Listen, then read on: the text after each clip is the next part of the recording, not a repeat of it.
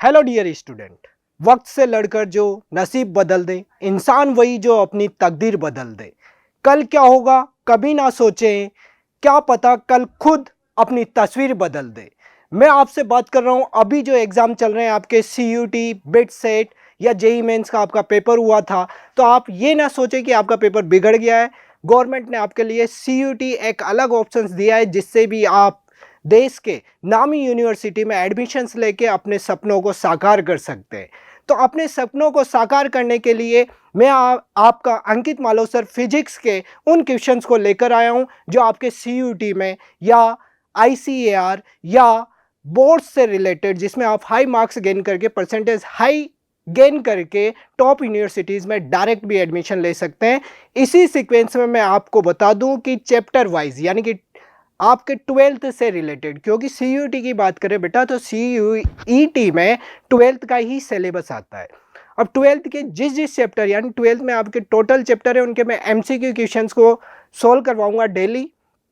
Chapter wise आपको video provide होगा जिसमें आपके मोस्ट इंपॉर्टेंट क्वेश्चंस होंगे जो आपको CUT के पेपर को क्रैक करने में हेल्पफुल होंगे। मैं आपसे बात कर रहा हूं कि CUT ही नहीं, वो क्वेश्चंस भी होंगे जो बोर्ड्स में आपके इंपॉर्टेंट होंगे, क्योंकि CUT का लेवल जो गवर्नमेंट ने दिया है वो बोर्ड के इक्विवेलेंट दिया है। यानी कि बोर्ड्स एंड CUT, और CUT के अलावा आप इसमें ICAR जो भी मर्ज हो चुका है CUT के अंदर, पहले अलग एग्ज़ाम होता था, अब इसी को मर्ज करके CUT के अंदर ही ले लिया गया है। तो आपके लिए CUT, ICAR या फिर बोर्ड्स के इंपॉर्टेंट MCQ क्वेश्चन करने हैं तो इन वीडियो को रेगुलर चैप्टर वाइज आप देखें, जिससे आपको बोर्ड के अंदर हाईएस्ट मार्क्स और CUT के पेपर को क्रैक करने में सफलता मिलेगी। तो without loss of any times we will start the questions. Firstly we start, ये फर्स्ट लेक्चर है तो first chapter electric charges and field की बात करेंगे। इसमें MCQ क्वेश्चंस को मैं करूँगा ऐसे ही कंप्लीट, आप चैप्टर वाइज MCQ क्वेश्चंस करेंगे डेली। धीरे धीरे आपके टोटल जो चैप्टर्स हैं वो कंप्लीट हो जाएंगे। तो let's start. First question, an electric dipole placed in an non uniform electric field, electric field will be experience, non uniform electric field will experience. आपको बताना है कि अधिकतर बेटा आप बोर्ड्स में जो प्रिपरेशंस करते हो उसमें आपके यूनिफॉर्म इलेक्ट्रिक फील्ड से रिलेटेड स्टडी दी हुई होती है। यहाँ पे दिया हुआ है नॉन यूनिफॉर्म इलेक्ट्रिक फील्ड। जब नॉन यूनिफॉर्म इलेक्ट्रिक फील्ड की बात करोगे बेटा, आपको मैं बता दूं कि जब uniform electric field, non uniform से पहले मैं किस पे जा रहा हूं, यूनिफॉर्म पे, यानी कि मैं आपके कॉन्सेप्ट को क्लियर करने की कोशिश करता हूं। जब यूनिफॉर्म इलेक्ट्रिक फील्ड के अंदर डाइपोल प्लेस्ड करते हो, अब डाइपोल प्लेस्ड करने की 3 कंडीशंस हो सकती है। क्या क्या हो सकती है बेटा? डाइपोल जो प्लेस्ड हो यदि इसी के अलोंग हो, यानी कि -q + q, किसके अलोंग हो? इलेक्ट्रिक फील्ड के, तो नेट फोर्स भी जीरो होता है और नेट टॉर्क भी जीरो होगा। क्यों? क्योंकि इसमें फोर्स लगेगा इन the direction of electric field QE और इस पे लगेगा अपोजिट। तो ये कितना हो गया? -QE। नेट फोर्स भी जीरो एंड इलेक्ट्रिक फील्ड भी, net force zero and torque also zero. ठीक है, इस केस में। अब यही केस आपने लिया एट एन एंगल थीटा ले लिया या परपेंडिकुलर ले लिया, परपेंडिकुलर भी थीटा में काउंट हो गया, थीटा 90 हो जाएगा। यहाँ पे +q, यहाँ -q, तो नेट फोर्स तो ये इधर लगेगा, ये इधर लगेगा, आएगा वही बेटा F = QE। अरे आएगा नहीं आएगा? इधर भी कितना आएगा? -QE। यही होगा। जब ये फोर्स होगा तो मैग्नीट्यूड में सेम आएगा, क्योंकि यूनिफॉर्म इलेक्ट्रिक फील्ड के अंदर इलेक्ट्रिक फील्ड की value eight everywhere will be same, और डाइपोल की बात करोगे तो चार्ज भी सेम। इस केस में क्या होगा? Net force zero but torque is not equal to zero. यही होता है ना, आपने पढ़ा होगा, जब torque non zero because it revolves, इसमें फोर्स लगेगा इधर और इस पे इधर, तो ये ऐसे रिवॉल्व होगा नहीं होगा? ऐसे होगा ना बेटा ये रिवॉल्व। जब रिवॉल्व होगा तो रिवॉल्व होने का मतलब टॉर्क लग रहा है इस पे, तो torque is not equal to zero. मैं ऑप्शंस पे जा रहा हूं, नॉन यूनिफॉर्म की जगह यूनिफॉर्म इलेक्ट्रिक फील्ड आएगा तो या तो ये होगा या ये होगा। ठीक है, अब नॉन यूनिफॉर्म की बात करोगे तो नॉन यूनिफॉर्म में ये ध्यान रखना है, ये कम ज्यादा हो सकता है ऐसे। अब इसमें कोई भी डाइपोल प्लेस्ड करोगे तो यहां पे ये ई क्या होगा बेटा? सेम नहीं होगा, ई की वैल्यू डिफरेंट डिफरेंट होगी। जहां पे इलेक्ट्रिक फील्ड हाई होगा, जहां पे electric field lines closer to each other होगी, वहां पे इलेक्ट्रिक फील्ड की वैल्यू हाई होगी। जहां अवे फ्रॉम होगा वहां इलेक्ट्रिक फील्ड की वैल्यू लो होगी। होगी बेटा, यानी कि लो होगी तो इलेक्ट्रिक फील्ड डिफरेंट डिफरेंट है, यानी कि फोर्स जीरो नहीं होगा। हो सकता है अपोजिट डायरेक्शन में, बट इलेक्ट्रिक फील्ड की वैल्यू अलग होने के चक्कर में फोर्स जीरो नहीं होगा। ठीक है, देन इट विल एक्सपीरियंस, यानी कि फोर्स तो एक्सपीरियंस होगा। और टॉर्क, टॉर्क भी जीरो नहीं होगा, क्योंकि टॉर्क का फॉर्मूला क्या होता है, पी ई साइन थीटा। तो ये ई तो डिफरेंट है बेटा, मानते हैं P is equal to Q into two A, तो Q सेम है, 2a डिस्टेंस जो होगी वो होगी, लेकिन ये P तो डिफरेंट है, तो क्या होगा, फोर्स भी जीरो नहीं होगा और टॉर्क भी जीरो नहीं होगा। कब, जब नॉन यूनिफॉर्म दिया हुआ है। तो आंसर क्या आ जाएगा आपका, विल एक्सपीरियंस। एक्सपीरियंस की बात करोगे तो both force and torque will be acted. मैंने आपको एक क्वेश्चंस के साथ साथ इसका कंप्लीट डाटा आपको बता दिया है, यानी कि इस टॉपिक से रिलेटेड आने वाले 3 to 4 क्वेश्चंस आप सोल्व कर सकते हो।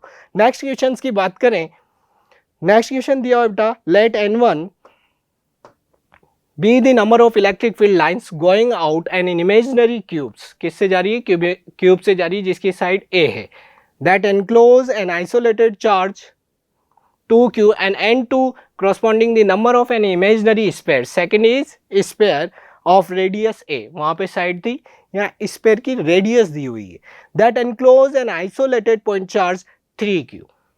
ठीक है, वहां 2q था, यहाँ 3q। Then n1 and n2। सबसे फर्स्ट बात की जाए, ये n1 एंड n2 है क्या।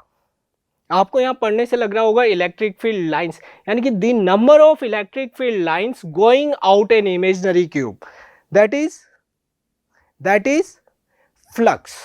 फ्लक्स को यहाँ पे n1 एंड n2 से दिया, और फ्लक्स की डेफिनेशन ध्यान दोगे इलेक्ट्रिक फ्लक्स की तो क्या होती है बेटा, the number of electric field lines passing through a unit area normally. तो ये यही तो बोल रहा है ना बेटा, the number of electric field lines going out, यानी कि passing through an imaginary cube, यानी कि किसी सरफेस से पास हो रही है। तो ये क्या दिया हुआ है एक तरीके से बेटा, इलेक्ट्रिक फ्लक्स, यानी कि n1 का मतलब हो गया आपके पास φ1।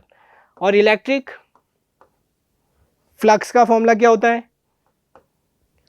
बोलो जल्दी। फ्लक्स, दो फॉर्मूले होते हैं फ्लक्स के, इलेक्ट्रिक फ्लक्स की। यदि यहाँ पे इलेक्ट्रिक फील्ड दिया होता तो और एरिया दिया होता तो EDA, या फिर कुलॉम्स लॉ की बात करो, गॉस थ्योरम की बात करोगे तो कितना होता है, Q अपॉन एप्सिलॉन नॉट। अरे ये होता है Q बाई एप्सिलॉन नॉट। तो अब यहाँ पे ये ध्यान देने की जरूरत है कि चार्ज दिया हुआ है तो आप डायरेक्ट कौन सा लोगे, गॉस थ्योरम। और गॉस थ्योरम से कितना आ जाएगा बेटा, Q, यानी कि फर्स्ट के लिए कितना 2Q अपॉन एप्सिलॉन नॉट। ऐसे ही बाई n2 मैं डायरेक्ट निकाल दूं, क्योंकि n1 अपॉन n2 पूछा है तो ये वैल्यू रिवर्स हो जाएगी। चार्ज कितना है 3Q upon epsilon not, cut 2/3। देखें आपका answer 2/3। Answer B is correct. Any doubt, no. मैंने दोनों फॉर्मूले बता दिए आपको फ्लक्स से रिलेटेड, या तो इलेक्ट्रिक फील्ड दिया और एरिया दिया हो तो E डॉट DA, यानी कि EDA कोस थीटा, और चार्ज दिया होगा तो आप डायरेक्ट निकाल सकते हैं किससे, Q अपॉन एप्सिलॉन नॉट से। ठीक है, नेक्स्ट क्वेश्चन की बात करते हैं। Let F1 be the magnitude of the force between two small sphere. तो स्मॉल स्पेयर है जिनके बीच में फोर्स कितना लग रहा है, F1, right. Charge to a constant potential in the free space, and F2 magnitude of force between them in a medium of dielectric constant K. Then आपके पास 2 दिए हुए स्पेयर, ठीक है, force between two small spheres, यानी कि F is equal to, इन पे मान लेते हैं Q1 एंड Q2 मानना चाहिए, Q मानना चाहिए, क्योंकि इसने आइडेंटिकल वैसे बोला नहीं है, ऑफ टू स्मॉल स्पेयर्स में तो Q1 एंड Q2 मान लो, राइट। तो K Q1 and Q2 upon R square, यही हुआ। और इस K की बात करोगे बेटा, यहाँ पे सेकेंड वाले केस में बोल रहा है F2 magnitude of force between them in a medium of dielectric constant K, यानी कि ये पूरा सिस्टम किस में डीप कर दिया है, किसी मीडियम में डीप कर दिया है, और उसकी डाइलेक्ट्रिक कांस्टेंट की वैल्यू K दी हुई है। तो इस फॉर्मूले को आप किस फॉर्म में लिखोगे, मैं 1 की फॉर्म में आ जाता हूँ। K की वैल्यू आप पुट कर दो। K को कैसे पुट करोगे बेटा, K आपके पास हो जाएगा कितना, 1 अपॉन 4 पाई एप्सिलॉन नॉट, 1 लिखा है इसलिए वैक्यूम लेके चल रहा हूँ मैं, ठीक है, Q1 upon Q2 R square. अब जैसे ही मीडियम में प्लेस्ड करते हो तो कितना हो जाता है बेटा, 1 upon 4 pi epsilon not, ratio निकालना है वैसे, एप्सिलॉन नॉट और एप्सिलॉन आर, आर का मतलब K, Q1 Q2 upon R square. अब रेशियो किसका निकालना है, 1 अपॉन 2, तो ये F1 अपॉन F2 करोगे तो ये ओवरऑल टर्म्स कट हो जाएगी, ये रिवर्स हो जाएगी वैल्यू, यानी कि K बाई 1, तो आंसर आ जाएगा आपका B। क्या आंसर आ जाएगा बेटा, B, K आंसर आ रहा है। रिवर्स करके देख लें, आप इन दोनों को डिवाइड करोगे तो F2 1 अपॉन में ऊपर चला जाएगा और ये डाउनवर्ड आएगी, वैल्यू ओवरऑल कट हो जाएगी, आंसर आएगा K यानी कि B। आप सोल्व कर लें, अपने आप आंसर आ जाएगा। आपको ध्यान रखना है, वहाँ पे CUET की बात करें तो CUET में आपके 50 क्वेश्चंस आते हैं 60 मिनट्स में, जिसमें से आपको 40 करने होते हैं, यानी कि 40 question in 60 minutes. So you will increase your speed and calculation also fast, right? Next question दिया, a charge Q is placed at the center of the line joining two charges Q and Q, right? क्या बोल रहा है बेटा, two charges है Q and Q और इनकी line join करते हैं, तो यहाँ पे सेंटर में चार्ज दिया हुआ है Q, यही बोल रहा है। The system of the three charges will be in equilibrium if Q, ये इक्विलिब्रियम में, तो आपको Q की वैल्यू बतानी है। अब Q की वैल्यू बतानी है तो क्या करोगे, इक्विलिब्रियम में बोला ये सिस्टम इक्विलिब्रियम में है, तो आप कहीं इक्विलिब्रियम का मतलब किसी एक पॉइंट पे जाकर net force will be zero, यही करते हैं ना इक्विलिब्रियम का मतलब, किसी भी एक चार्ज पे लगने वाले force, net force will be zero. तो मैं बात करता हूँ यहाँ पे क्यों कर रहा हूँ बेटा, यहाँ लोगे तो ये इक्वल इक्वल, भाई इक्विलिब्रियम होने का मतलब ये और ये नेट जीरो हो जाएगा, Q कैंसिल हो जाएगा, उन दोनों में आप करके देखना, इससे लोगे तो K Q1 Q upon R square, यानी कि डिस्टेंस R/2 होगी, वो हो जाएगा। इधर से भी लोगे तो ओवरऑल टर्म्स कट हो रही होगी बेटा, वैल्यू कैसे निकालोगे Q की, तो फिर आप इसको कंसीडर ना करें, इसकी जगह कंसीडर करें किसको, किसी भी अनदर चार्ज को, मैंने इसको कंसीडर कर लिया, इसको कर लो या इसको कर लो, वो आपके ऊपर है बेटा। ये डिस्टेंस टोटल कितनी हो गई R, तो ये डिस्टेंस कितनी हो जाएगी R/2 and this is also R/2, right.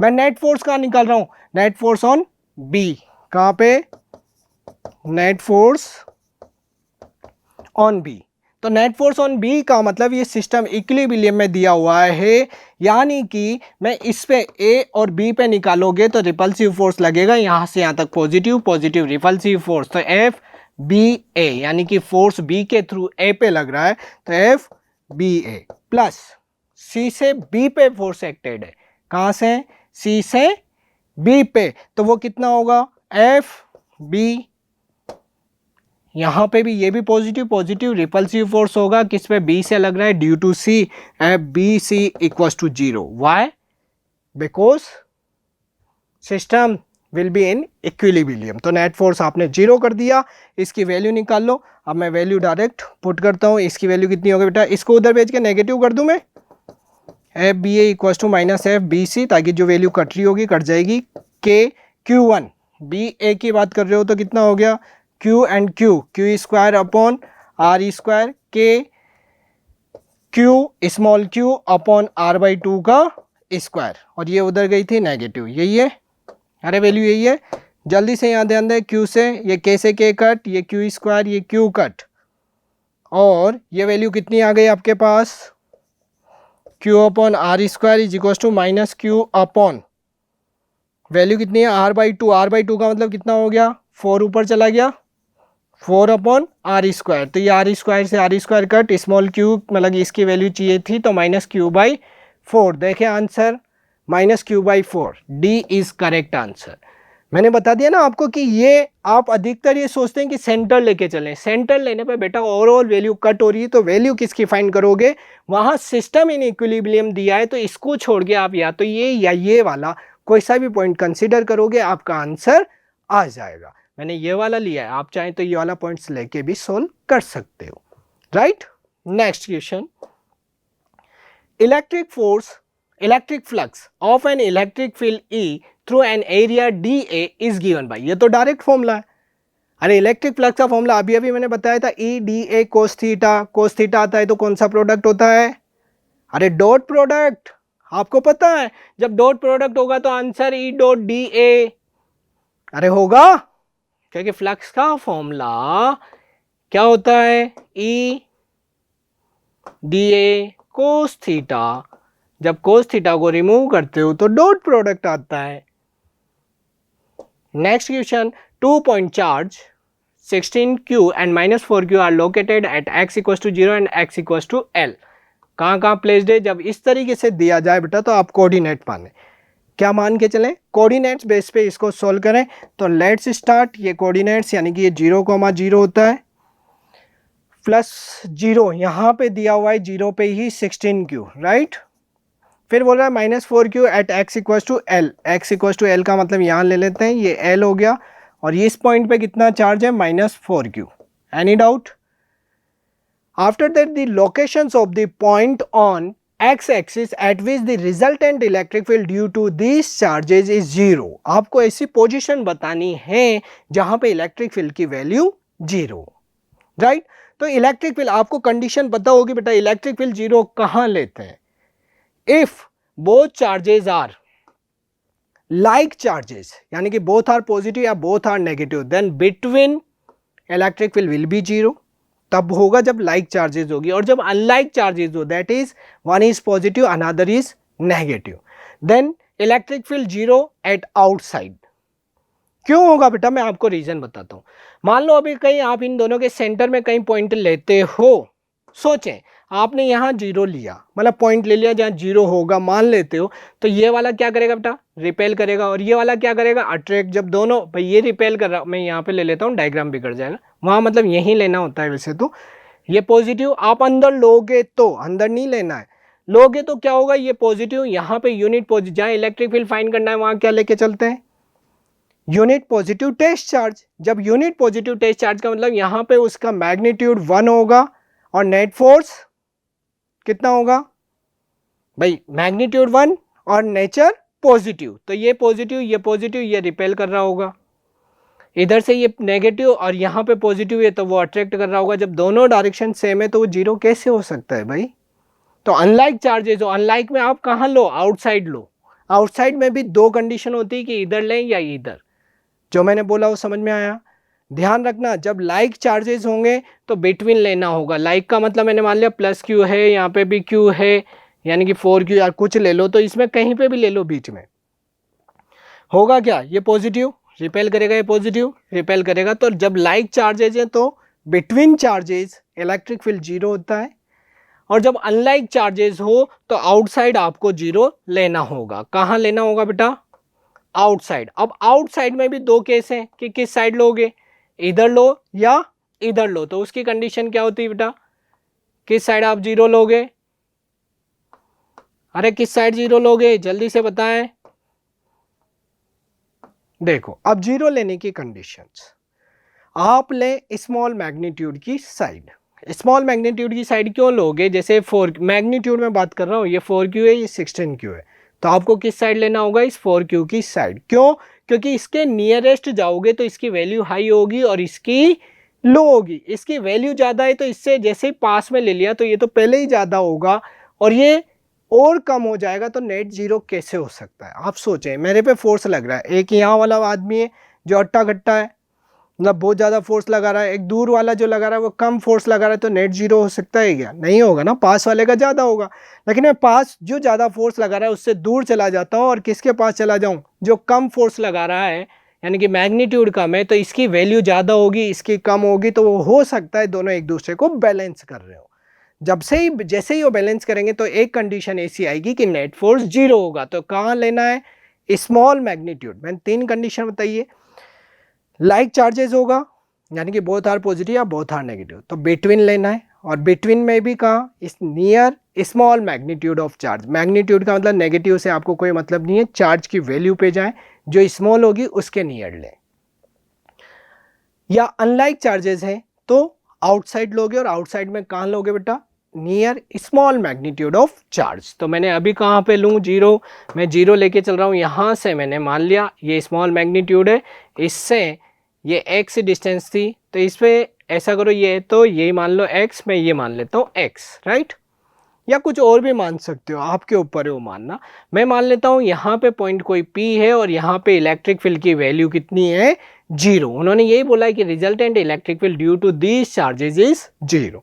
जब यहाँ इलेक्ट्रिक फील्ड की वैल्यू 0 है तो आप कैलकुलेशन कर लो, इन दोनों के थ्रू इलेक्ट्रिक फील्ड फाइंड करें उससे एल की वैल्यू आ जाएगी। नेट इलेक्ट्रिक फील्ड इज 0 इस पॉइंट पे, तो इसके थ्रू इस पे इलेक्ट्रिक फील्ड लोगे तो कहाँ आएंगे बेटा, ये पॉजिटिव, ये पॉजिटिव, यहाँ पे यूनिट पॉजिटिव चार्ज है, ये आएगा इधर, इसको नाम दे देता हूँ ए, ये बी, तो ये क्या हो गया, इलेक्ट्रिक फील्ड किस पे लग रहा है, ड्यू टू ए, और ये नेगेटिव है, ये पॉजिटिव है, ये लग रहा होगा इधर ई बी, तो दोनों नेट 0 दिया हुआ है, इसका मतलब ई ए इक्वल टू ई बी के क्यू।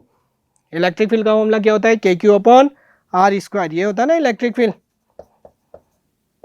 अरे यही होता है के क्यू अपॉन आर स्क्वायर। तो ये के ए की वैल्यू की बात करोगे तो 16Q अपॉन आर स्क्वायर, यानी कि ये कितनी हो गई, L प्लस एक्स का स्क्वायर, और इसके थ्रू बात करोगे तो के 4Q, ये मैग्नीट्यूड में लेते हैं ना बेटा, नेगेटिव से साइन डिसाइड हो गया ना कि ये अट्रैक्ट कर रहा है, तो इलेक्ट्रिक फील्ड में इनको क्या लेके चलते हैं, मैग्नीट्यूड अपॉन एक्स स्क्वायर।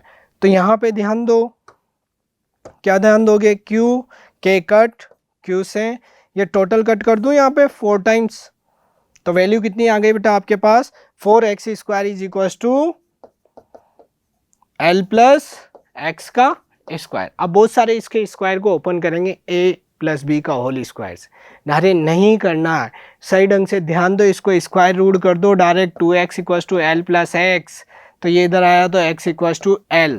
अब x इक्वल टू L कहाँ से डिस्टेंस आ रही है, यहाँ से, यानी कि इस x की वैल्यू कितनी हो गई, L, तो इस B से बात करोगे तो L डिस्टेंस पे होगा, और पूछ कहाँ से रहा है, आंसर कहाँ से फाइंड करना है उसे देख लें। The location of the point on x axis at which the resultant electric field due to this charges is 0। x axis की बात करेगा तो x एक्सिस का मतलब कहाँ से बात करेगा बेटा, वो ओरिजिन से। जब ओरिजिन से बात करेगा, ये डिस्टेंस आपकी x is equal to L आ रही है, और ये ओरिजिन है, इधर वाली डिस्टेंस L है और ये L है, तो फिर टोटल कितना हो गया आपके पास, फ्रॉम ओरिजिन से लोगे तो L plus L equal to 2L, तो आंसर देखें आपका 2L है आंसर। ध्यान रखना, हो सकता है वो ये पूछता 4Q से बताएं, तो 4Q से तो L ही होता, वो 16Q से पूछ रहा है यानी कि 2L। ठीक है, क्वेश्चन सही ढंग से पढ़े, आपके आंसर जरूर आएंगे। नेक्स्ट बात करें, an electric dipole of dipole moment 4 × 10⁻⁵ dipole moment दिया हुआ है, यानी कि P दिया हुआ है, right, kept in uniform electric field that is E 10⁻³ experience a torque tau, then angle at which dipole makes an electric field is। बिल्कुल simple सी बात है कि डायपोल इलेक्ट्रिक फील्ड में प्लेस्ड है, तो टॉर्क दिया हुआ है, तो इससे रिलेटेड आपको फॉर्मूला लेना होगा। तो टॉर्क का फॉर्मूला क्या होता है बेटा, बोले PE sin थीटा, और टॉर्क कितना दिया हुआ है, 2 × 10⁻⁸। P डायपोल मोमेंट कितना दिया हुआ है बेटा, 4 × 10⁻⁵। इलेक्ट्रिक फील्ड कितना दिया हुआ है, 10⁻⁻3, और ये हो गया साइन थीटा। आपको थीटा ही निकालना है, इलेक्ट्रिक फील्ड से कितना एंगल बन रहा है, तो यहाँ पे कितना हो गया, 2 से 2 टाइम्स 10⁻⁸, 10⁻⁸ कट 3, 5 + 3 8 हो गया, यानी कि 1/2 इक्वल टू साइन थीटा। तो थीटा इक्वल टू कितना हो गया बेटा, 30 डिग्री, क्योंकि 1/2 है, तो यहाँ पे 30 डिग्री है आंसर। बिल्कुल सिंपल क्वेश्चन है, कोई ज़्यादा कैलकुलेशन नहीं करनी। आपके CUT या बोर्ड से रिलेटेड इसी टाइप के क्वेश्चन आते हैं। इसमें मैक्सिमम वो क्वेश्चन है जो प्रीवियस ईयर आए हुए हैं, चाहे CUT की बात हो, चाहे बोर्ड की बात हो, या ICAR की एग्ज़ाम की बात हो, इसमें मैंने आपके मोस्ट इंपॉर्टेंट क्वेश्चन लिए हुए हैं। नेक्स्ट बात करें, 3 identical charges are placed on x axis. कहाँ प्लेस्ड है, x एक्सिस पे, फ्रॉम लेफ्ट टू राइट, यानी कि x एक्सिस की वापस बात कर रहे हैं कोऑर्डिनेट की, तो कोऑर्डिनेट आप बना लें, कोऑर्डिनेट का मतलब इसी तरीके से बना के रखें। 3 identical charge placed on x axis left to right with adjacent charge are charges separated by a distance d। कोई भी 3 चार्जेज है जो डिस्टेंस d पे प्लेस्ड है, the magnitude of the force on charge from its nearest neighbor charge is F, एक दूसरे से मान लो कहीं पे भी, मैं तो मान लेता हूँ ये एक्स एक्सिस है, यहाँ पे Q, three identical charges, identical है यानी कि क्यू क्यू क्यू है और इनके बीच की डिस्टेंस डी एंड डी है, और एक दूसरे से जो फोर्स लग रहा है वो दिया हुआ है एफ, यही दिया हुआ है। फिर बोल रहा है let I cap unit vector along positive X axis, इधर जाएंगे तो प्लस आई कैप की बात होगी, then net force on each charge from left to right, left to right की बात कर रहे हैं यानी कि यहाँ से यहाँ तक इधर जाओ तो नेट चार्ज कितना होगा आपको ये बताना है। इसमें बहुत से जल्दबाजी में मिस्टेक कर देते हैं बेटा, उसने बोला है कि एक दूसरे के थ्रू एफ लग रहा है तो इसके थ्रू वो सोचेंगे कि इसके थ्रू इस पे एफ तो इसके थ्रू 2f, और वो कैलकुलेशन कर देते हैं, मिस्टेक हो जाती है। सही ढंग से पढ़ें क्वेश्चन को। ये बोल रहा है कि नेट यानी कि इस पे फोर्स निकालोगे, इसके थ्रू इस पे फोर्स निकालोगे, मैं किस पे निकाल रहा हूँ, फर्स्ट वाला मैं ए बी सी दे देता हूँ, तो ए पे फोर्स निकाल रहा हूँ। तो ध्यान दे बेटा, जब ए पे फोर्स निकालोगे इसके थ्रू क्या होगा, पॉजिटिव ए रिपेल करेगा, यानी कि ये कौन सा हो गया, F B A on B. C के थ्रू निकालोगे ये भी पॉजिटिव पॉजिटिव रिपेल करेगा, रिपेल करेगा नहीं करेगा, एफ सी, दोनों सेम डायरेक्शन में ऐड होंगे, बहुत सारे क्या करेंगे एफ प्लस एफ 2f, ये लगा देंगे 2f लगा देंगे, और नेगेटिव में जा रहे हैं तो एक भी ऑप्शन मैच ही नहीं होगा। ये नहीं करना, होगा क्या, यहाँ पे ध्यान दें, ये एफ से बी निकालोगे तो ये तो हो गया के क्यू इंटू क्यू यानी Q square upon D square. Any doubt, दोनों सेम डायरेक्शन में होंगे तो मैं ऐसा करता हूँ ऐड कर दूँ डायरेक्ट, या फिर अलग अलग निकाल लो, चलो ये एफ बी हो गया, फिर मैं बाद में ऐड कर दूंगा। एफ सी निकालोगे जो इसी पॉइंट पे लग रहा है वो कितना आएगा, इसी डायरेक्शन में जा रहे हो तो वैल्यू कितनी आएगी बेटा, सही ढंग से ध्यान देना, के ये Q Q again Q square upon 2d square, ये आएगा ना 2d का होल स्क्वायर, आएगा नहीं आएगा, क्योंकि इनकी बीच की डिस्टेंस कितनी हो गई 2d, d प्लस डी कितनी हो गई 2d। अब आपको एफ नेट निकालना है तो एफ इक्वल टू कितना हो गया, F B plus F C, कहाँ पे निकाल रहे हो, ए पे।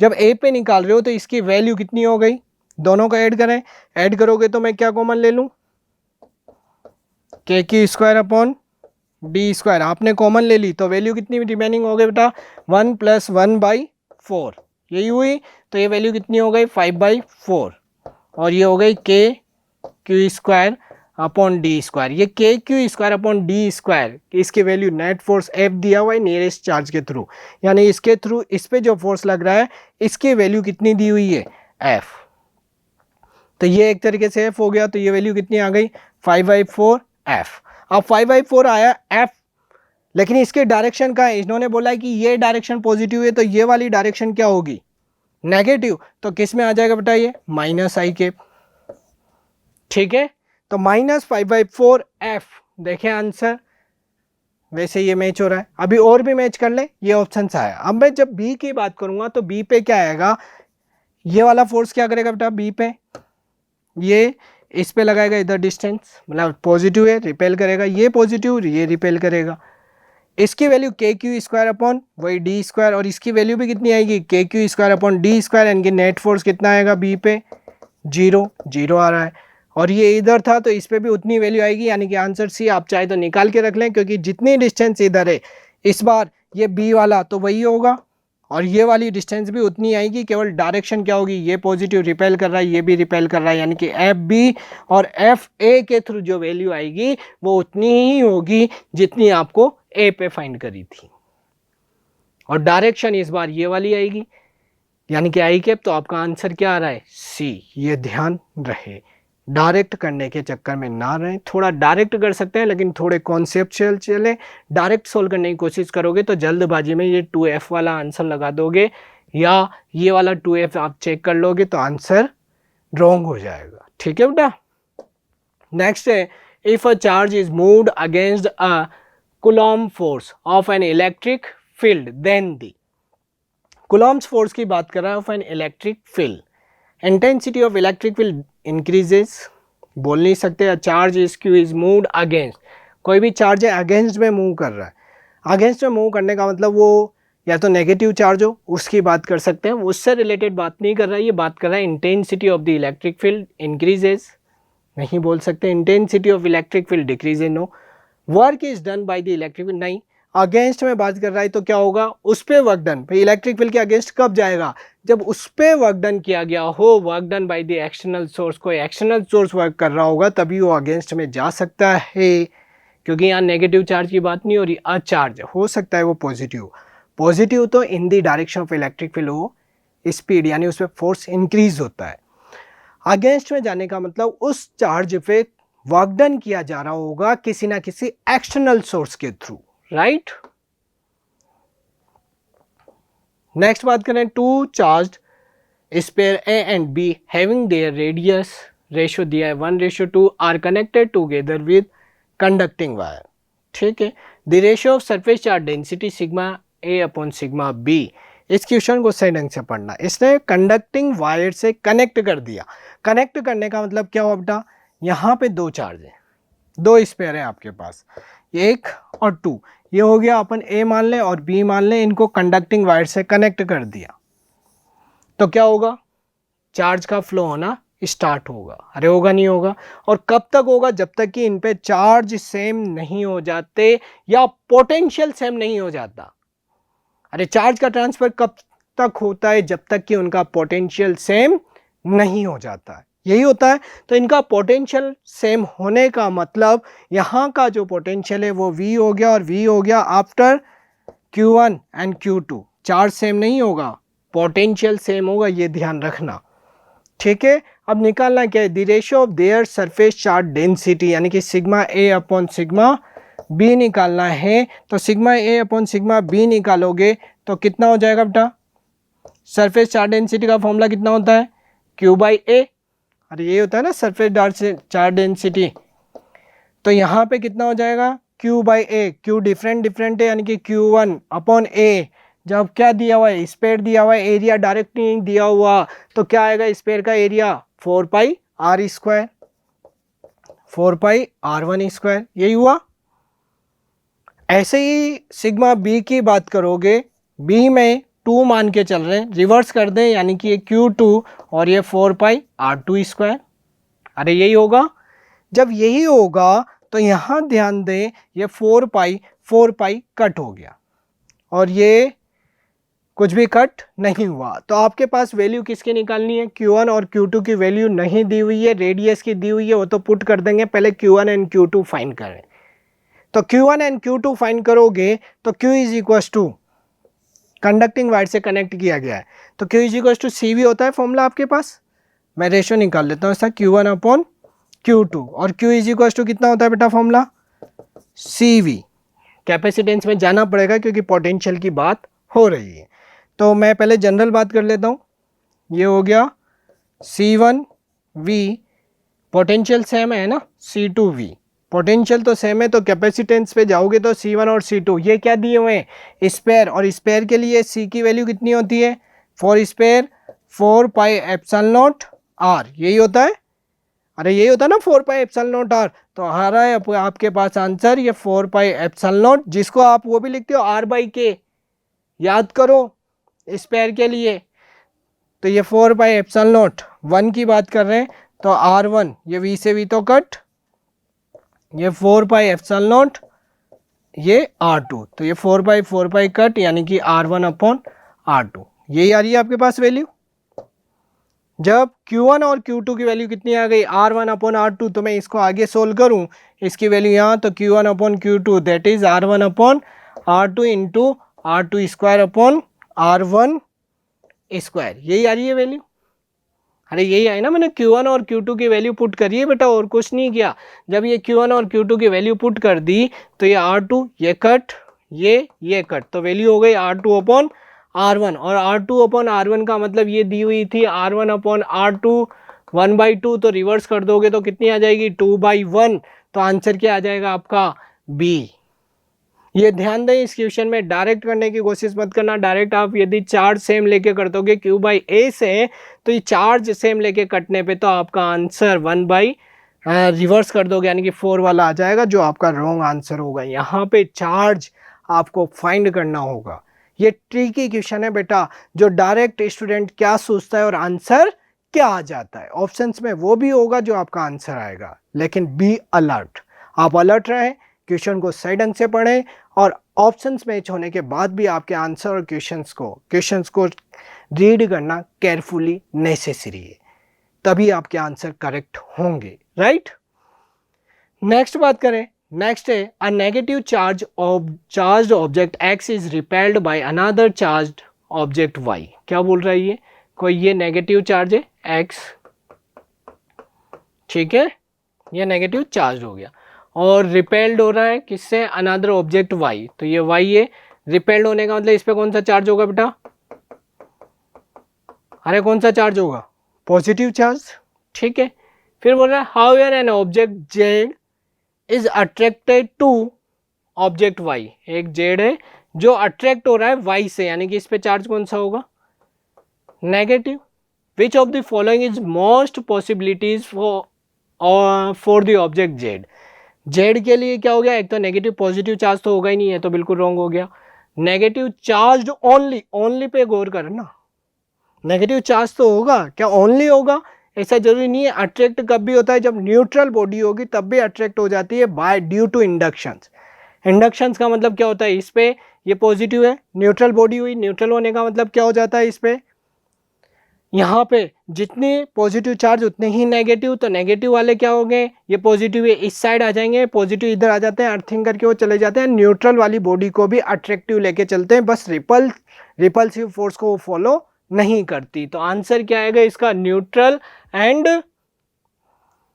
कौन सा होगा, पॉजिटिव तो ये नेगेटिव, अट्रैक्ट ही कर रही ना, अट्रैक्टेड, यानी कि न्यूट्रल एंड नेगेटिवली चार्ज। भाई न्यूट्रल तो होगी नो डाउट, अट्रैक्ट होने वाले केस में, और नेगेटिवली चार्ज तो आपको दिख ही रही है, तो ये न्यूट्रल होगी और नेगेटिवली चार्ज होगी, और अट्रैक्ट हो रही है किससे, Z is attracted of Y, Y पे पॉजिटिव तो ये नेगेटिव, और वो नेगेटिव, ठीक है, यानी कि आंसर क्या आएगा डी। इस क्वेश्चन को केयरफुली पढ़ ले, अधिकतर आप बी टिक कर दोगे तो आंसर रॉन्ग हो जाएगा। In an experimental 3 microscope latex spheres are spread into a chamber and becomes charged with charges 3e, 5e minus 3e respectively. All 3 spheres came in contact simultaneously for the moment of and got separate. Which of the following are possibilities for the final charge on the sphere? अब इस question को आप सोच रहे होंगे 3e, 5e और 3q, अब उसने simultaneously 3 spheres came in contact simultaneously, ऐसा नहीं बोला है कि पहले a को b से टच किया गया है और b को c से टच किया गया है आफ्टर दैट, तो उसमें तो आप एवरेज करते और फाइंड कर लेते, किससे, चार्जिंग बाय कंडक्शन वाला मेथड लेते और उससे सोल्व करते, एक को दूसरे से किया, उनका एवरेज आया, उस पर वैल्यू आया। अभी इसने साइमल्टेनियसली बोल दिया, अब किसको किससे टच करोगे तो उससे आपके आंसर नहीं आएंगे। आप सोल्व करके देखें एक दूसरे से, आप आएंगे लेकिन बहुत सारा टाइम कंज्यूम होगा, तो इसकी मैं आपको एक डायरेक्ट ट्रिक देता हूं कि इस टाइप के क्वेश्चन को कैसे सोल्व करते हैं जब साइमल्टेनियसली दे दिया जाए। जब भी साइमल्टेनियसली दिया जाए तो जो चार्ज दिया हुआ है उससे सम करें, सम करोगे तो कितना आ रहा है बेटा, +3e + 5e माइनस 3e, यही दिया हुआ है, प्लस माइनस माइनस हो गया 3e, टोटल कितना हो गया 5e, यही आ रहा है बेटा। अब इन ऑप्शंस में भी सबको सम करके देखें, जिससे 5e आ जाएगा वही आपका आंसर होगा। यहाँ पे 5e ये -4e, ये 5 5 10 हो गया, 5 5 10 -4 यानी कि 6e आ रहा है, ठीक है, नहीं है आंसर, यही है ना, 5 5 और 5e, और यहाँ कितना आया 6 6 12, 12 माइनस 7, 12 में से 7 गए, जल्दी बोले, अरे 7 जाने के बाद 5e तो बचेगा, ये आ रहा है 5e, इधर सम करके देख लें, 5.5 और 3.5 यानी कि 6 + 3 9, 9 में से 4 गए तो ये आ रहा है 6e, और ये आ रहा है -8 और 7 और 7 + 5 12, 12 में से 7 + 5 12, 12 में से 8 गया तो 4e, तो आपका आंसर क्या आ गया बी, जिससे 5e आ जाए, आंसर आ रहा है ना 5e, तो वो आपका आंसर आ जाएगा। ये डायरेक्ट ट्रिक है इस टाइप के क्वेश्चन को सोल्व करने की, डायरेक्ट ऐड करें सोल्व करें आपका आंसर आ जाएगा। An object charge of 1 coulomb gains 5 × 10⁻18 electron, then net charge on the object, ठीक है, आपसे यहाँ क्या बोल रहा है बेटा, ये कोई ऑब्जेक्ट है, उस पर कितना 1 कूलम चार्ज है, कितना है 1 कूलम, और इसने कितना चार्ज गेन इतने इलेक्ट्रॉन, नंबर ऑफ इलेक्ट्रॉन्स यानी कि n कितने गेन किए 5 × 10⁻18 इलेक्ट्रॉन्स। ठीक है, जब ये इलेक्ट्रॉन्स गेन कर लिया तो इस पर चार्ज क्या होगा, अरे कौन सा चार्ज जनरेट होगा, गेन करने वाले पे नेगेटिव चार्ज होता है, जो गेन करता है उस पर कौन सा चार्ज आ जाता है, नेगेटिव। तो पहले ये ध्यान दो, ये चार्ज दिया हुआ है Q, तो इस पर कितना चार्ज नेगेटिव जनरेट हुआ, तो Q = n ही लेते हो, n कितना है 5 × 10⁻18 इंटू E कितना होता है 1.6 × 10⁻19, तो कितना हो गया 16 × 5 80, यानी कि 1 पॉइंट था तो इस पॉइंट को हटा दूं 8.0 हो गया बेटा ये, इंटू 10⁻⁻1, यही हो रहा है, अरे यही ना। अब वहां ध्यान दो, यानी कि ये कितना हो गया -1 है तो 0.8 कर दूं, 1 - 0. भाई इस पे पहले 1 कूलम चार्ज था और इसके पास नेगेटिव चार्ज कितना जनरेट हो गया 0.8 कूलम, तो नेट चार्ज इस पे कितना हो गया Q = 1 - 0.8 यानी कि 0.2 कूलम। देखें आंसर 0.2 कूलम आ रहा है, आंसर पॉजिटिव ही होगा। ये यदि 1 से ज़्यादा हो जाता तो फिर आपका आंसर क्या आता, नेगेटिव। ठीक है, क्योंकि उस पर नेगेटिव चार्ज ज़्यादा हो जाता, पॉजिटिव कम हो जाता। अभी तो क्या है 0.8 ही आ रहा है, 1 से कम है तो आंसर पॉजिटिव ही आएगा।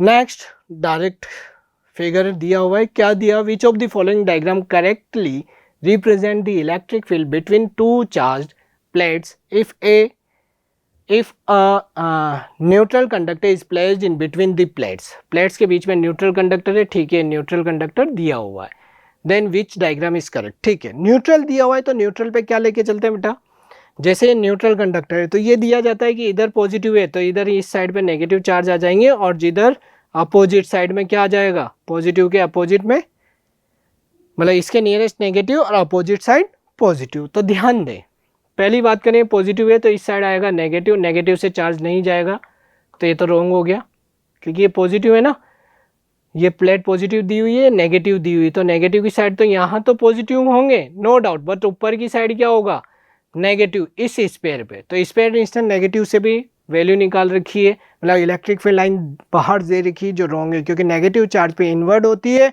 और पॉजिटिव चार्ज पे आउटवर्ड होती है number of electric field lines, यही होती है बेटा, अरे आपको पता है ना।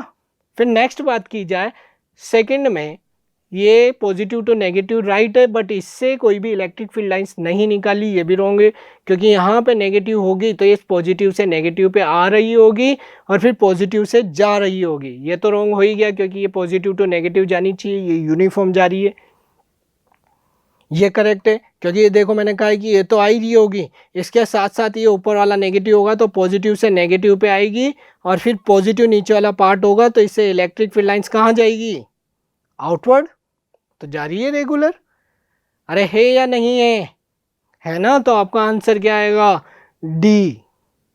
नेक्स्ट बात करें तो the magnitude of electric field due to a point charge 2q at a distance r is E, electric field दिया हुआ है r distance E, then magnitude of electric field due to a uniformly charged thin spherical cell of radius r with total charge q at distance r/2।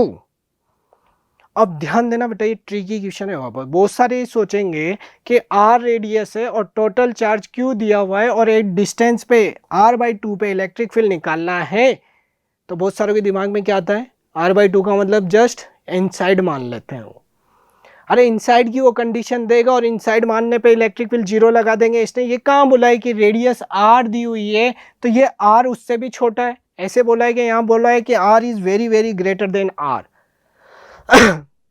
जब एक capital R से बहुत ज़्यादा है तो हाफ होने पे भी वो बाहरी हो सकता है, ये पॉसिबिलिटी है अभी बेटा, आप ऐसा ना समझे कि इनसाइड आ गया, इनसाइड आते हैं आप 0 लगा दोगे, आंसर 0 नहीं होगा बेटा, क्योंकि यहाँ पे r is very very very less than compare to capital R। जब एक कैपिटल R से बहुत ज़्यादा है तो फिर ये वैल्यू क्या होगी वेरी लार्ज, जब वेरी लार्ज होगी तो अब क्या होगा समझे, पहले तो इसके थ्रू बात करें, thin spherical shell of radius R, spherical shell के थ्रू इलेक्ट्रिक फील्ड निकालोगे तो कितना आएगा, के क्यू, क्यू कितना दिया हुआ है बेटा, इस पे क्यू दिया हुआ है, charge Q eight distance r by 2, यानी कि r बाई 2 का स्क्वायर, के क्यू अपॉन आर स्क्वायर होता है, कोई डाउट इसमें। तो ये वैल्यू आ गई आपके पास, 2 का स्क्वायर 4 हो गया, के क्यू अपॉन आर स्क्वायर, कोई डाउट। अब यहाँ पे पहली वाली कंडीशन पे जाए, पहली वाली कंडीशन क्या है, the magnitude of electric field due to a point charge 2q, charge कितना दिया हुआ है 2q at distance r distance पे e है, यानी कि e is equal to, first case पे कितना दिया हुआ है, k 2q अपॉन, और डिस्टेंस कितनी दी हुई है r स्क्वायर, यही दी हुई है बेटा। तो उससे कंपेयर करके इसमें आंसर निकालें तो इस q, इसको क्या लिख सकता हूं मैं, 2 इंटू 2 ताकि 4 हो जाएगा, तो ये q 2q हो गया, r हो गया, यानी कि आंसर कितना आया 2e, ये e2 जो होगा सेकंड वाले केस में वो किसके इक्वल होगा 2e के, ये ध्यान रहे, ठीक है। आप जीरो मत कर देना, जीरो तो तब होता जब इनसाइड की बात आती, वो बोल देता r is very very less than compare to r, तो फिर अंदर ही होता, ये ध्यान रखना। ये वो क्वेश्चन मैंने लिए हैं जिनमें अधिकतर स्टूडेंट के साथ माइनर मिस्टेक होते ही आंसर चेंज हो जाएगा, या पढ़ने में मिस्टेक होते ही आंसर चेंज हो जाएगा। तो मैंने उन क्वेश्चंस को लिया हुआ है जिसको आप पढ़ोगे, सोल्व करोगे तो आपको पता लगेगा इसमें माइनर मिस्टेक होने पे आपके जहाँ पॉजिटिव मार्क्स आने चाहिए थे उसकी जगह नेगेटिव मार्क्स आ जाएंगे, यानी कि आपको मार्क्स गेन होने चाहिए थे, लेकिन गेन होने की जगह आपके जो पॉजिटिव मार्क्स आ रहे होंगे उसमें से भी ये नेगेटिव कर देगा। इसलिए आपको जो इजी क्वेश्चन होता है उसे सिंसियरली पढ़ना होता है, सिंसियरली पढ़ोगे, बिल्कुल करेक्ट कैलकुलेशंस करोगे तो आपके आंसर करेक्ट ही आएंगे, ठीक है। नेक्स्ट बात करते हैं, I square sheet of side A is lying on X Y plane on Z equals to A, X Y plane में कोई भी प्लेन, यानी कि एक्स वाई में है तो इसका एरिया वेक्टर कहाँ होगा बेटा, एक्स वाई में दिया हुआ है X Y plane Z equals to A, जब एक्स वाई में होगा तो इसका एरिया वेक्टर कहाँ होगा, कोई भी प्लेन सीट एक्स वाई में प्लेस्ड होगी तो एरिया वेक्टर जेड में होगा, क्योंकि परपेंडिकुलर होता है ना, अरे होगा नहीं होगा, एक्स वाई में बनेगा तो जेड में होगा, जेड एक्स में होगा तो वाई में होगा एरिया वेक्टर, यानी कि उसके परपेंडिकुलर होता है। कहीं पे भी बात करें, ये बोर्ड दिया हुआ है तो इसका एरिया वेक्टर कहाँ होगा इधर, और ये वाला प्लेन कहाँ आ गया, ये एक्स और वाई लोगे तो ये जेड में आएगा, ठीक है। यानी कि ये एक्स वाई प्लेन दिया हुआ है तो एरिया वेक्टर होगा किसमें, जेड में। अब आगे की बात करें, the electric field in the region E is equals to C Z square, the electric flux through the sheet is, electric flux की बात करनी है, और इलेक्ट्रिक फील्ड दिया हुआ है तो मैंने आपसे पहले भी कहा था जब इलेक्ट्रिक फील्ड दिया हो तो फिर फ्लक्स का formula E d A cos theta, यही होता है। थीटा नहीं दिया हुआ है तो इसको वेक्टर में ले लो, E dot D A vector. अब ई कितना दिया हुआ है, सी जेड स्क्वायर के, यही है बेटा ई वेक्टर, और एरिया वेक्टर मैंने अभी अभी बोला है आपसे कहाँ होगा, एक्स वाई प्लेन है तो जेड में, जेड का मतलब के कैप, और एरिया वेक्टर कितना होगा, साइड ए दी हुई है और स्क्वायर सीट दी हुई है, साइड ए है तो एरिया वेक्टर कितना हो गया, ए स्क्वायर के कैप, अरे होगा, और के कैप डॉट के कैप कितना होता है 1, यही होता है ना बेटा, के कैप डॉट के कैप, तो ये हो गया सी जेड स्क्वायर ए स्क्वायर। देखो ऑप्शंस मैच करो, अभी ऑप्शन से मैच करने से पहले उसने बोला है कि जेड इक्वल्स टू ए है तो यहाँ पे ए ले लोगे तो ये कितना हो गया सी ए की पावर 4, देखें आंसर ए 4 सी आ रहा है आंसर बेटा। आपके आंसर आएंगे बट आपके कॉन्सेप्ट क्लियर होने जरूरी है। ये के कैप डॉट के कैप 1 होता है और यदि के कैप क्रॉस के कैप होता तो 0 होता, ये ध्यान रखना, क्रॉस में और डॉट में। अब बोल रहा है 3 charges Q minus Q and Q naught are placed as shown in figure, right. Figure थोड़ा ब्लर हो गया तो मैं इसे क्लियर कर देता हूँ। यहाँ पे माइनस Q चार्ज है बेटा, ये इसका Q नॉट चार्ज दिख रहा है मेरे को, ये Q है, यही बोल रहा है Q minus Q and Q not, ठीक है। फिर वो बोल रहा है the magnitude of the net force on the charge Q not, यानी कि इस ओरिजिन पे जो है उस पर बताना है, और ये डिस्टेंस कितनी दी हुई है, डिस्टेंस के साथ कुछ गड़बड़ हो रही बेटा, कहीं ए ही है ना, तो मैं ए मान लूँ, ये डिस्टेंस भी ए है, ये ए है, ठीक। देखते हैं आंसर आएंगे वैसे इक्वल हैं। तो अब कहाँ निकालना है, क्यू नॉट पे।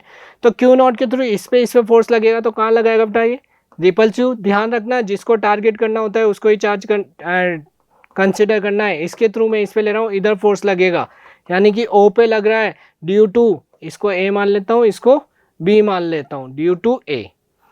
इसके थ्रू इस पे फोर्स कहाँ लगेगा, इधर लगेगा, एफ ओ पे ड्यू टू बी। तो पहले तो ये फोर्स निकाल लें, और दोनों फोर्स एक दूसरे से कितने डिग्री पे हैं, 90 डिग्री। तो इनका रिजल्टेंट किससे निकालोगे, root over F1 square plus F2 square plus 2 F1 F2 cos theta, उससे ही निकालना होगा। और कोस थीटा 90 है, कोस थीटा 90 होने का मतलब पीछे वाली वैल्यू तो जीरो हो गई। पहले ये दोनों वैल्यू निकाले, तो एफ ओ ए कितना आ जाएगा, के क्यू नॉट क्यू क्यू ये बेटा अपॉन डिस्टेंस कितनी है, ए स्क्वायर, यही आई वैल्यू। ऐसे ही बात करोगे एफ ओ बी, जब एफ ओ बी की बात करोगे तो के क्यू, ध्यान रखना साइन नहीं लेते, साइन से तो पता लगा, साइन में ये ध्यान रखें, ये पॉजिटिव है, ये फोर्स इधर नहीं लगेगा, किधर लगेगा बेटा, वो नेगेटिव दिया हुआ है, तो ध्यान दें। वैसे आंसर राइट आता, लेकिन डायरेक्शन नहीं दी हुई है, उससे थोड़ी मिस्टेक हो सकती थी। ये पॉजिटिव ये नेगेटिव, तो ये किधर लगेगा, इधर एफ ओ पे बी, क्योंकि ये नेगेटिव है और ये पॉजिटिव दिया हुआ है, तो क्या करेगा, अट्रैक्ट करेगा, अरे करेगा ना।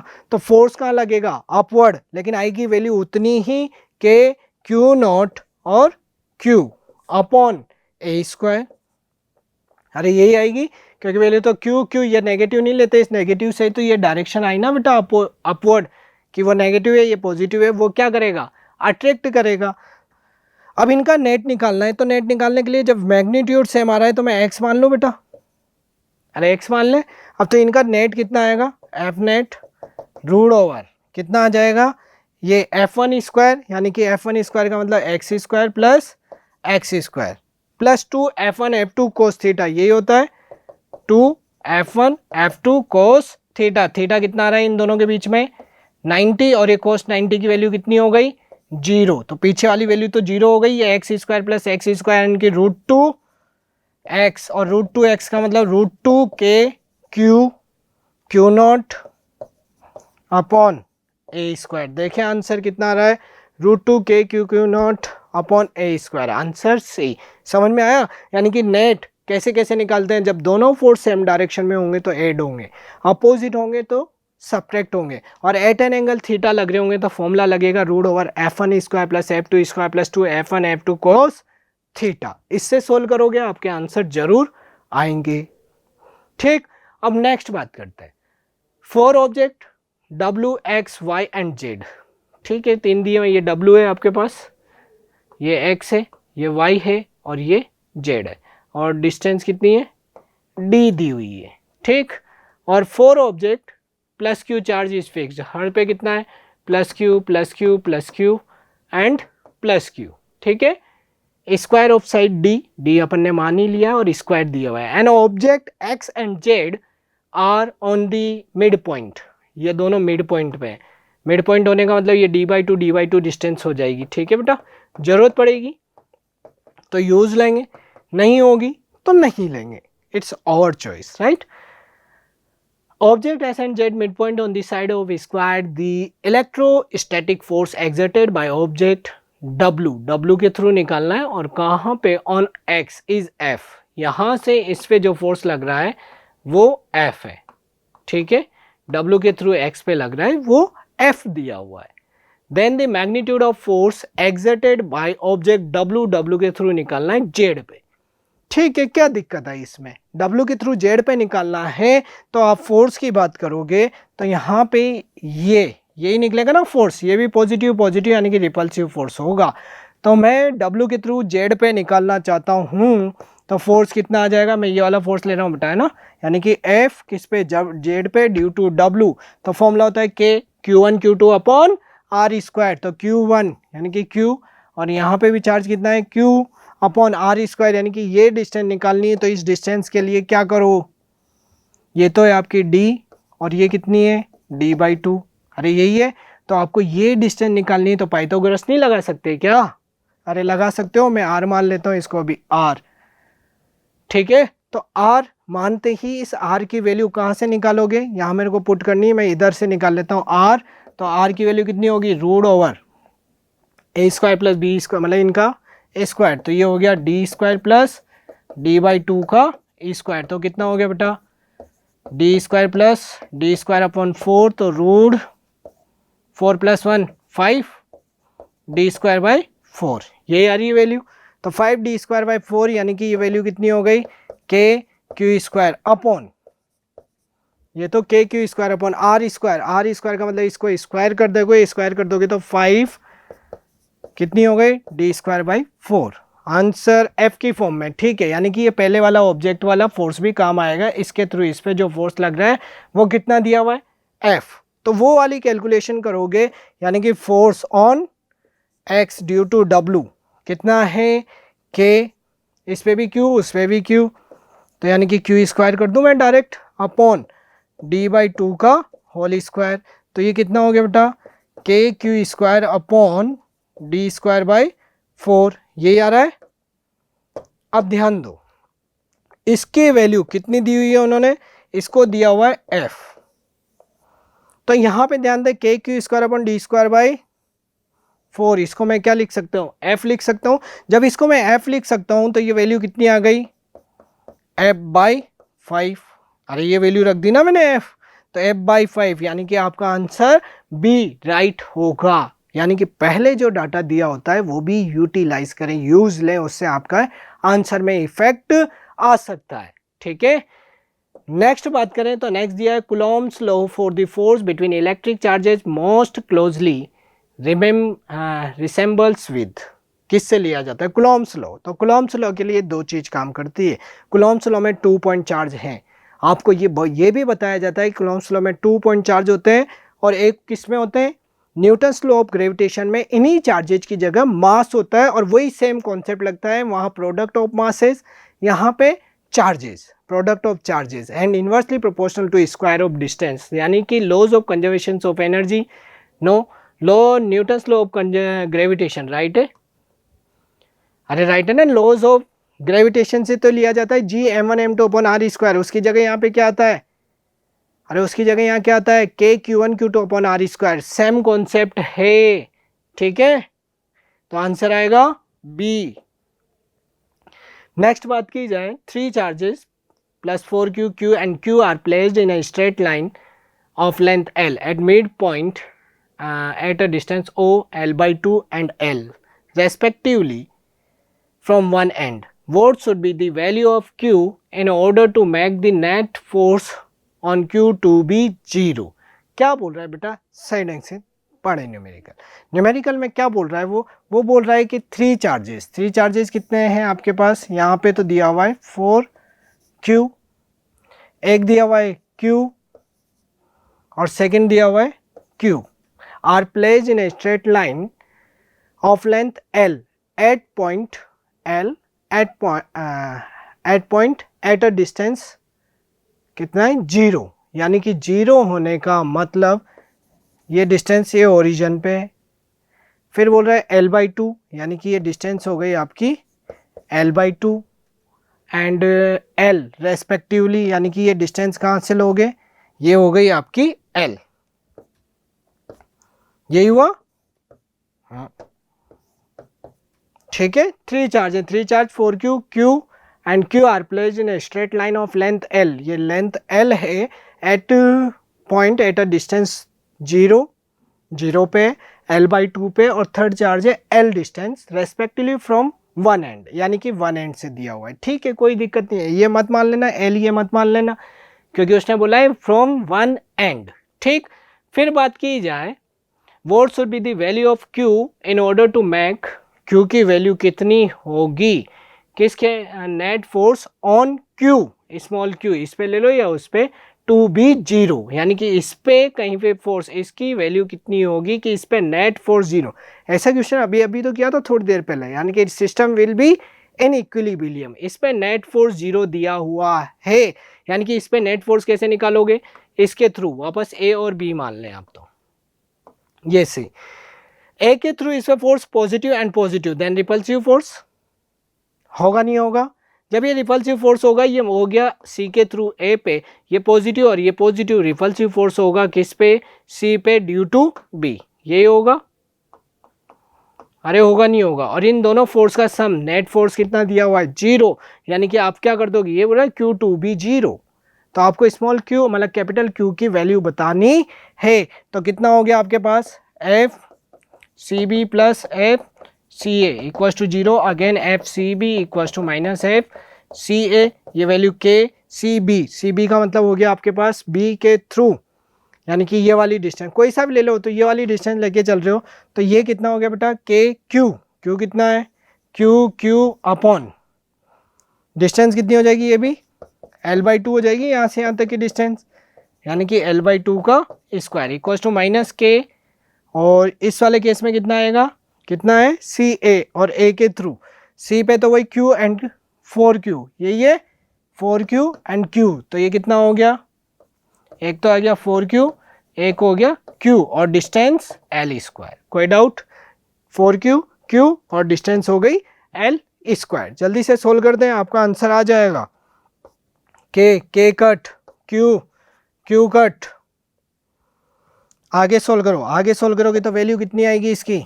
Q अपॉन L², और ये 2 का कितना हो गया? 4 equals to minus 4Q upon L², तो Q बाई L Q, तो ऐसा कैसे रखो बेटा?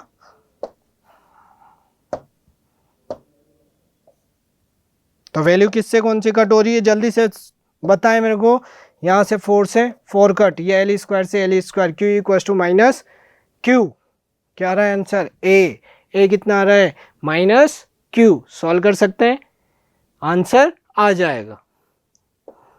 नेक्स्ट बात करोगे, if an electron is placed in a uniform electric field then the electron will if an electron is placed in a uniform electric field, uniform electric field के अंदर आप इलेक्ट्रॉन को प्लेस्ड कर दोगे तो क्या होगा बेटा? ये अपोजिट मूव करता है, ये तो कंफर्म है, क्योंकि इस पे फोर्स कहाँ लगेगा? अपोजिट डायरेक्शन में। और कितना होगा? F equal to q E, F equal to q E, और ये नेगेटिव है, यानी कि अपोजिट डायरेक्शन में फोर्स लगेगा। इलेक्ट्रिक फील्ड यूनिफॉर्म है, यानी कि कांस्टेंट फोर्स लगेगा। ये नॉन यूनिफॉर्म होता तो वेरिएबल होता। तो देखें, एक्सपीरियंस नो फोर्स तो लगेगा। मूविंग विद कांस्टेंट वेलोसिटी, ठीक है, but direction in the electron no, opposite जाएगा। ये इलेक्ट्रॉन पे फोर्स कहाँ लगता है? Opposite. Move constant velocity in the direction opposite to the field, right है? कहाँ लगेगा? Move with constant velocity in the direction opposite to the electric field, acceleration in direction opposite to the field, ये जाएगा। ये किस में जाएगा? Opposite to the electric field में, ठीक है। आंसर डी राइट आएगा। मूव विथ कांस्टेंट वेलोसिटी नहीं होगी बेटा, F equal to q E लगेगा, यूनिफॉर्म इलेक्ट्रिक फील्ड है, अपोजिट डायरेक्शन में मूव करेगा, ठीक है, और एक्सेलरेशन के साथ। फिर दिया हुआ है, to large size charged plates have a charge density plus sigma and minus sigma. The resultant force on proton located midway between them will be, यहाँ पे टू लार्ज साइज प्लेट दी हुई है, ठीक है। आगे की बात करते हैं। आगे की बात करोगे तो कितना दिया हुआ है? ये लार्ज साइज प्लेट है, एक पे प्लस सिग्मा है और दूसरी प्लेट पे कितना है? माइनस सिग्मा चार्ज दिया हुआ है। और क्या निकालना बेटा? Two large size plates have a charge density plus sigma and minus sigma. The resultant force on the proton, proton का है located between midway between them, यानी कि कहीं यहाँ पे प्रोटॉन है, प्रोटॉन का मतलब चार्ज उस पर ई मान ले, q equal to n e होता है, देम विल बी। और क्या निकालना है? रिजल्टेंट फोर्स निकालना है। तो पहले क्या निकाल लोगे इनके थ्रू? इलेक्ट्रिक फील्ड निकालो, क्योंकि एफ इक्वल टू कितना होता है? क्यू ई, क्यू का मतलब ये ई हो गया और ये ई, तो इलेक्ट्रिक फील्ड निकाल लें। तो इलेक्ट्रिक फील्ड, ये प्लेट 1 ये प्लेट 2, तो ये पॉजिटिव है, पॉजिटिव वाली इलेक्ट्रिक फील्ड क्या होगी? रिपेल करेगी, और नेगेटिव वाली क्या करेगी? अट्रैक्ट करेगी। अरे यही होगा ना E1 एंड E2। जब ये E1 और E2 दोनों सेम डायरेक्शन में आएगी और इलेक्ट्रिक फील्ड का फॉर्मूला यानी कि E नेट कितना आ जाएगा? दोनों सेम डायरेक्शन में तो ऐड हो जाएगी। और इलेक्ट्रिक फील्ड कितना होता है? सिग्मा अपॉन प्लेट के through sigma upon 2 epsilon not, तो कितना हो गया? Sigma upon epsilon not. वो यही हुआ बेटा प्लेट के थ्रू। इसने बोला है कि टू चार्ज प्लेट्स, यही हुआ, तो ये कितना हो गया फोर्स ई अपॉन ई की वैल्यू कितनी है सिग्मा अपॉन एप्सिलॉन नॉट। देखो ऐसा कहीं option sigma E epsilon not, answer A is correct, right. Next बात करें 22 के बाद 23, तो क्या दिया हुआ है, a closed cylinder of radius R and length L is placed in a uniform electric field E parallel to the axis of cylinder। Electric field की डायरेक्शन दी हुई है सिलेंडर के अलोंग। मैं सिलेंडर बना देता हूं और उससे इलेक्ट्रिक फील्ड पास करता हूं, तो क्या होगा देखें। ये हो गया इलेक्ट्रिक फील्ड, मतलब सिलेंडर हो गया, इसकी रेडियस कितनी बेटा आर और लेंथ है एल, और इलेक्ट्रिक फील्ड कहाँ दिया हुआ है, electric field parallel to the axis of cylinder, यानी कि इलेक्ट्रिक फील्ड जो दिया है वो ऐसे जा रहा है parallel to the axis of the cylinder, क्योंकि एक्सिस यही होगी, ठीक है, ये एक्सिस हो गई इसकी, उसके पैरेलल है। फिर बोल रहा है the net electric flux to the cylinder must be, electric flux की बात कर रहा है। इलेक्ट्रिक फ्लक्स होता है E d A cos theta. E d A cos theta की बात करोगे तो वैल्यू क्या आएगी आपके पास, ई डी ए कोस थीटा में, ई डी ए कोस थीटा में जो थीटा होता है उस पर बात करेंगे। तो यहाँ पे कितनी सरफेस होगी बेटा, 3 सरफेस होगी, नहीं होगी। जब 3 सरफेस होगी तो इन 3 सरफेस के थ्रू इलेक्ट्रिक फील्ड फाइंड करेंगे, तो क्या होगा, कैसे होगा देखें। इसका एरिया वेक्टर कहाँ होगा, इसका एरिया वेक्टर होगा इस डायरेक्शन में, यही होगा। इसका एरिया वेक्टर होगा जब इस डायरेक्शन में होगा, तो फिर इसका एरिया वेक्टर यहाँ, इलेक्ट्रिक फील्ड वहाँ, तो ये फ्लक्स कितना हो गया, ई डी ए कोस 0 डिग्री कोस 180, कोस 180 में माइनस ई डी ए, ई डी ए यही होगा, यूनिफॉर्म है, डी ए एरिया उतना ही जितना इधर होगा।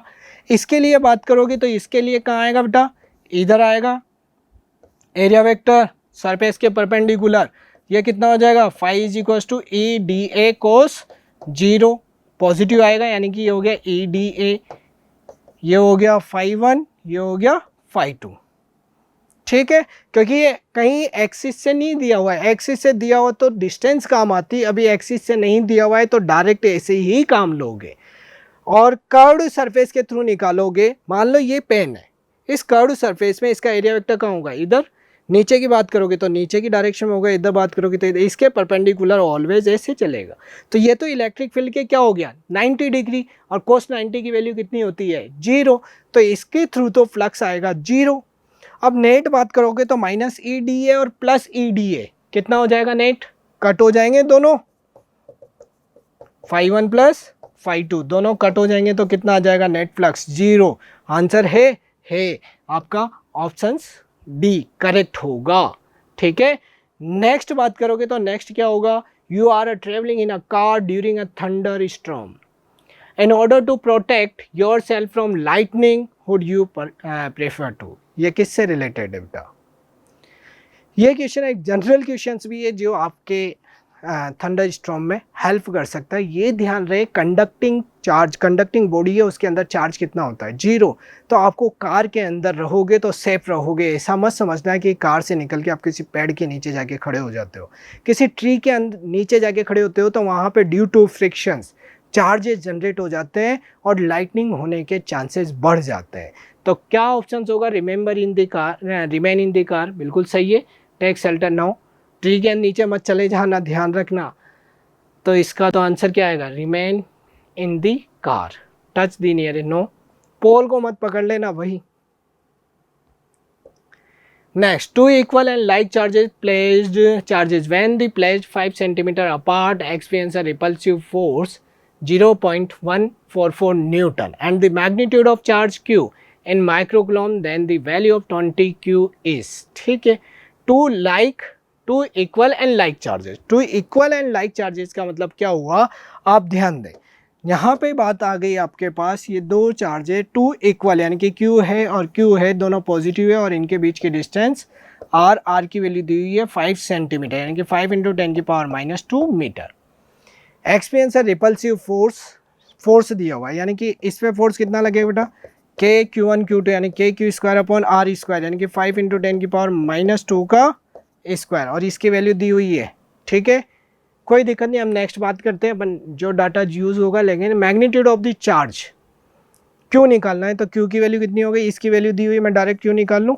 क्यू का मतलब हो गया रूट ओवर स्क्वायर ले लो, ये 5 4 कितना है 0.144 न्यूटन इंटू आर स्क्वायर यानी कि 25 10 की पावर -4, ये इधर मल्टीप्लाई हो गया और डिवाइड में आ जाएगा के की वैल्यू होती है 9 इंटू 10⁻9। यही होगा बेटा, यही होगा। तो अब देखो काटा पीटी कर दो, आंसर आ जाएगा। ये पॉइंट को हटाया तो ये 10 की पावर 3 आ गई, पॉइंट को रिमूव कर दिया।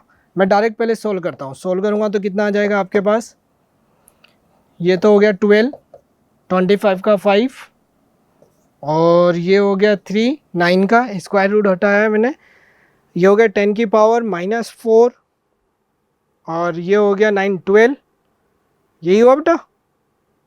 देखो 10 की पावर -4 का भी मैं ले लेता हूँ, 10 की पावर -2 बाहर आ गया, 10 की पावर 4 का मतलब -2, ठीक। और ये हो गया 12 का हो गया 10 की पावर 6, कोई डाउट नहीं होगा, यहाँ तक तो बिल्कुल इजी कैलकुलेशन थी। 3 से इसको कट कर दूँ 4 टाइम्स, तो ये हो गया 20 इंटू 10 की पावर, ये ऊपर गया तो 10 की पावर -8, यही हुआ 10 की पावर -8। और चार्ज क्यों बोल रहा है इन माइक्रोकुलम, माइक्रोकुलम का मतलब हो गया आपके पास ये कितना हो रहा है 20, 3 से 4 4 20 20 10 की पावर -8, ठीक है। माइक्रोकुलम की बात करोगे, अभी बात करते हैं माइक्रोकुलम में, कहीं मिस्टेक नहीं हुई ना, ये 12 है, 12 का तो कितना हो जाएगा 6 और इसका 2 हो गया, ठीक है, -4 था ही सही, ठीक है। अब बात करो आगे, ये बोल रहा है कि then the value of 20Q की बात करोगे तो इसको बेटा क्या कर दोगे, पहले तो ये ध्यान रखो माइक्रो में लेके जाओगे, माइक्रो का मतलब हो गया 20 यानी कि 0.20 इंटू 10 की पावर -6, तो ये आंसर आया आपके पास कितना हो गया, मैं इसको आगे सोल्व करूँ तो 0.20 माइक्रोकुलम। अब बात करनी है 20Q की, बात किसकी करनी है 20Q यानी कि 20 इंटू क्यू की वैल्यू कितनी आ रही है 0.20, तो कितना हो गया ये 100 ले लो आप, तो 100 लिया यानी कि पॉइंट रिमूव कर दिया, तो ये कितना हो गया 400 अपॉन 100 यानी कि कट, यानी कि 4 वैल्यू आ रही है आपके पास। देखो आंसर का है 4, ये रहा, बिल्कुल करेक्ट आंसर आ रहा है। कहाँ दिक्कत है, बस आपके कॉन्सेप्ट स्ट्रांग होने चाहिए, आपके आंसर आएंगे, कंफर्म आएंगे, ये मेरा वादा है आपसे। तो मैंने आज आपको चैप्टर 1 के इलेक्ट्रोस्टैटिक्स के इलेक्ट्रिक चार्ज एंड फील्ड जो चैप्टर है उसके 25 क्वेश्चंस करवाए और all are questions very very important for your success. आप इन क्वेश्चंस की बार बार प्रैक्टिस करें क्योंकि आपने देखा होगा बहुत ज़्यादा ट्रिकी क्वेश्चन है, आप अपने कॉन्सेप्ट में माइनर भी मिस्टेक करोगे आपका आंसर रॉन्ग आएगा और वो भी ऑप्शंस में दिया हुआ है। तो अपनी जो मिस्टेक्स है उसे इम्प्रूव करें। इसी के साथ मैं आपसे कहूँगा इसी तरीके से मैं चैप्टर वाइज आपके लिए क्वेश्चंस अपलोड करूँगा जिन्हें आप करके आपके कैरियर को सफलता के पथ पर अग्रसर कर सकते हैं। आपका जो भी एग्ज़ाम है 12th में जिसमें इलेक्ट्रोस्टैटिक्स के क्वेश्चन आते हैं उससे आप क्रैक कर सकते हैं। बेस्ट विशेष